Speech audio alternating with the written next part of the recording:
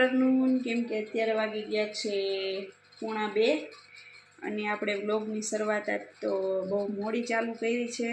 હજી નાહી ધોઈને જો વાળી ભીના જ છે. હજી તો નાહી ધોઈને ફ્રેશ થઈને બેઠીશું અને રસોઈ કરવાનો ટાઈમ હવે થતો આવે છે, કેમ કે આપણે રોજ રસોઈ મોડી બનાવીએ છીએ. જમવા મોડા આવતા એટલે પછી રસોઈ મોડી જ બનાવવાની હોય એટલે ગરમ ગરમ ખાઈ શકાય એટલે કીધું લાવો બ્લોગ ચાલુ કરી દઈએ અને નાનકડો એવો સુવિચાર પણ તમારી લોકો સમક્ષ શેર કરી દઉં. તો સુવિચાર એવો છે, જો માણસ પાસે કાંઈ ન હોય તો અભાવ નડે છે, અને જો બધું જ મળી જાય જીવનમાં આપને તો પછી માણસનો સ્વભાવ જ નડે છે. સમજાય તેમને વંદન. અને થોડી વાર પછી આપણે કિચનમાંથી બ્લોગ શૂટ કરીશ ત્યારે એક રેસીપી બતાવીશ. રેસીપી શું છે તે જોવા માટે બ્લોગમાં આગળ મિત્રો બન્યા રહેજો. તો ચાલો મળીએ થોડી વાર પછી. અને જો વિડીયોમાં નવા હોય તો ચેનલને મિત્રો સબસ્ક્રાઈબ પણ કરતા જાજો. બાય.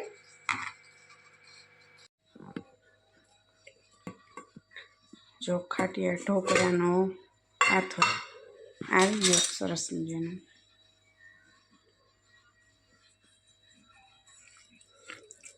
મસ્ત ખાટી ખાટી સુગંધ આવે. તો મળીએ આગળ.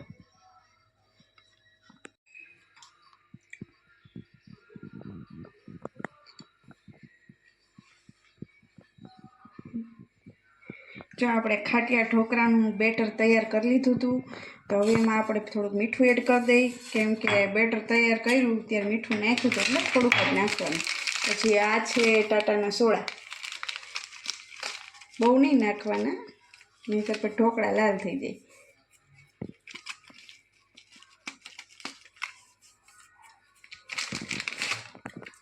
અને થોડીક એવી હળદર એડ કરી દેવાની.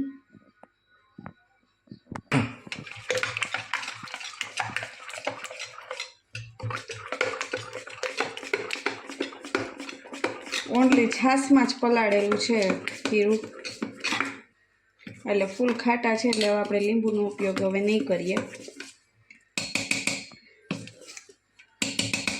અને અહીંયા આપણે આ થાળીમાં જો તેલ લગાવી જ દીધું હતું એટલે હવે બેટર પાથરી દઈએ.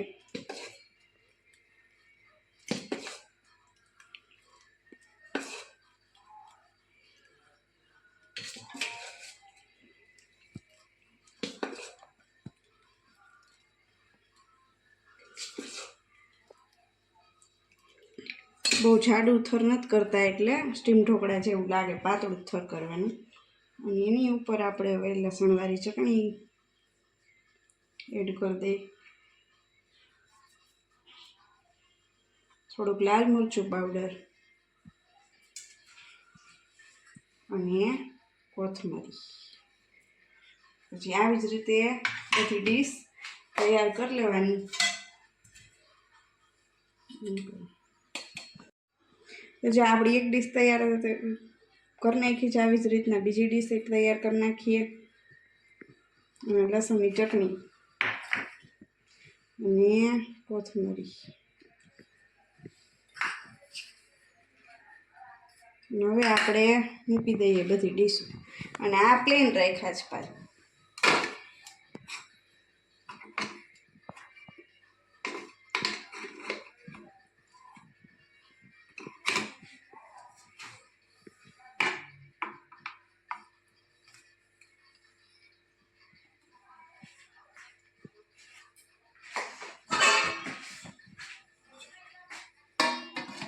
ગરમ પાણી આપણે પહેલાં જ મૂકી દીધું હતું ગરમ થવા માટે.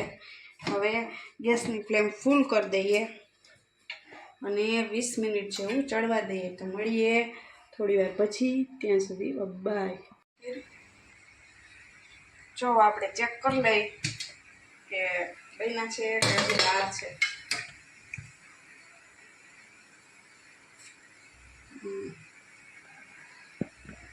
જો બની ગયા છે, કેમ કે આ છરીમાં ચોટે નહીં એટલે સમજી લેવાનું કે બની ગયા. બીજી ડીશ જોઈ લે અંદર. આ તો બહુ રેડી થઈ ગઈ છે.